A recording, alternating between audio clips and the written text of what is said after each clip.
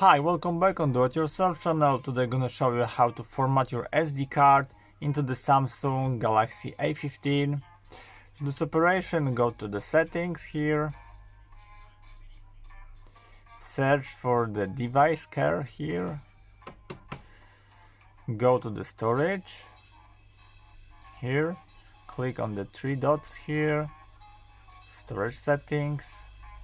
Do you have your SD card here?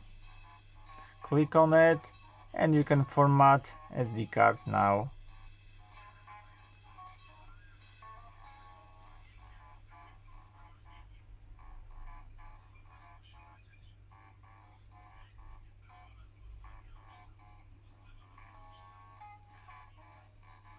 %, set SD card setup, done, and that's it. Your SD card is already formatted.